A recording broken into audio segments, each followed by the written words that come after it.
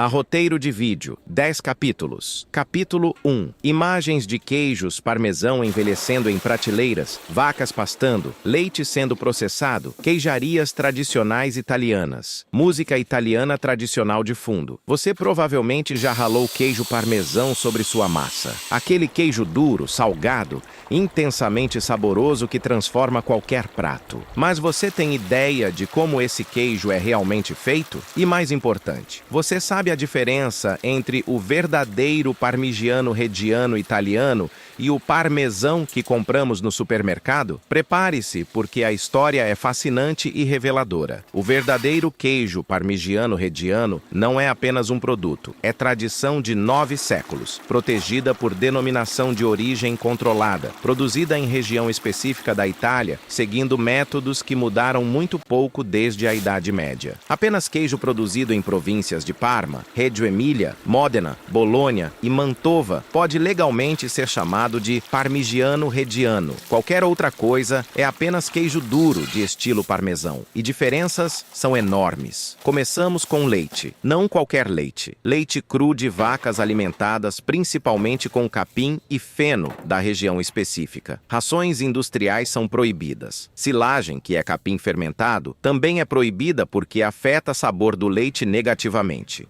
Vacas pastam em pradarias específicas e comem feno cultivado localmente. Esse controle rigoroso da alimentação é crucial porque o sabor do queijo depende diretamente do que as vacas comem. Leite é coletado 2 vezes ao dia, ordenha da manhã e ordenha da noite. Cada ordenha é tratada separadamente porque tem características diferentes. Leite da noite é parcialmente desnatado, removendo parte da gordura. Leite da manhã é usado integral. Quando misturados na proporção certa, criam base perfeita para o queijo. E aqui está o detalhe crucial. Nenhum aditivo é permitido. Nada de conservantes, nada de corantes, nada de estabilizantes. Apenas 3 ingredientes: leite, coalho e sal. Isso é tudo. Capítulo 2. O processo começa em enormes caldeirões de cobre em forma de sino invertido. Cada caldeirão tem capacidade para cerca de 1000 litros de leite. Por que cobre? Porque distribui calor uniformemente e tem propriedades antimicrobianas naturais. Leite parcialmente desnatado da noite anterior é misturado com leite integral fresco da manhã. Temperatura é elevada para cerca de 33 graus Celsius. Então, soro fermento é adicionado. Não é fermento comprado comercialmente. É soro do dia anterior que contém bactérias láticas naturais específicas daquela queijaria. Cada queijaria tem sua própria cultura de bactérias desenvolvida ao longo de gerações. É como massa madre para pão, único e impossível de replicar exatamente. Essas bactérias começam a acidificação do leite, desenvolvendo sabores complexos que caracterizam o queijo. Após 30 minutos, coalho de vitela é adicionado. Coalho é a enzima que coagula proteínas do leite, transformando líquido em sólido. Quantidade é precisamente medida. Muito pouco e coagulação é fraca. Muito e o queijo fica amargo. Em aproximadamente 10 a 12 minutos, leite coagula, formando massa gelatinosa chamada coalhada. Aqui vem parte crítica e visualmente impressionante. Queijeiro usa a ferramenta chamada espino, que é literalmente chicote gigante de arames. Com movimentos circulares rápidos e vigorosos, ele quebra a coalhada em grânulos minúsculos do tamanho de grãos de arroz. Esse processo é chamado de quebra e é crucial. O tamanho dos grânulos determina a textura final do queijo. Muito grandes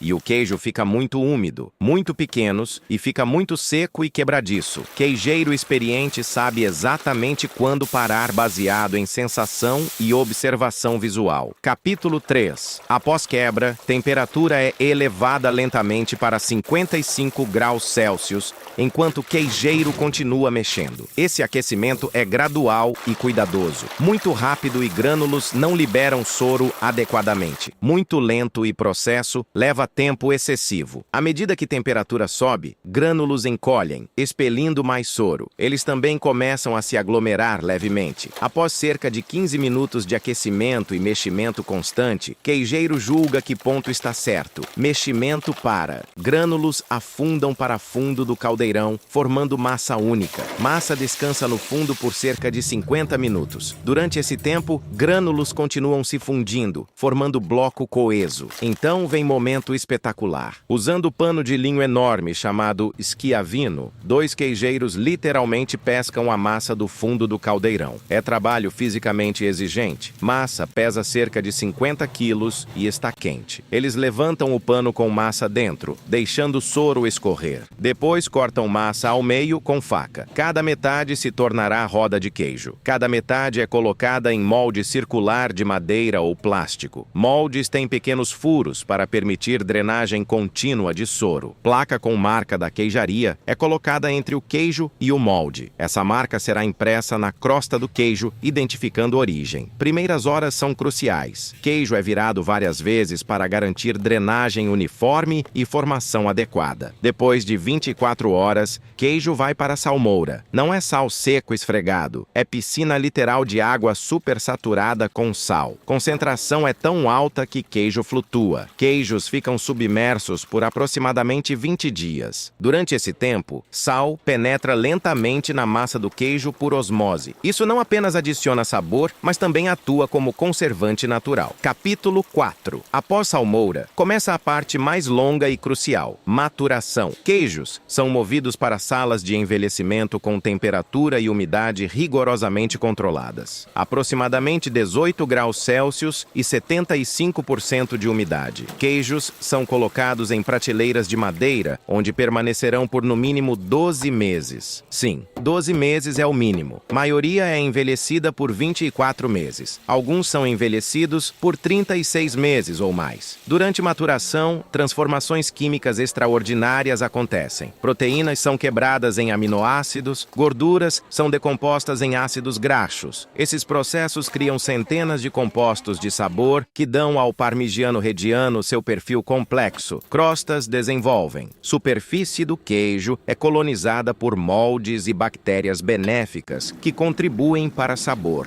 Crosta é natural, não é revestimento aplicado. Forma-se espontaneamente à medida que superfície desidrata. Queijos são virados regularmente, inicialmente a cada poucos dias, depois semanalmente, depois mensalmente. Isso garante maturação uniforme e previne desenvolvimento de defeitos. Superfície é escovada ocasionalmente para remover moldes indesejados e manter higiene. Durante todo esse tempo, queijos perdem umidade constantemente. Roda, que começou com 50 quilos, pode terminar pesando 40 quilos após 2 anos. A água evapora, mas sabor concentra. É por isso que queijo envelhecido é tão mais intenso que jovem. Aos 12 meses, cada queijo é inspecionado pelo Consórcio de Proteção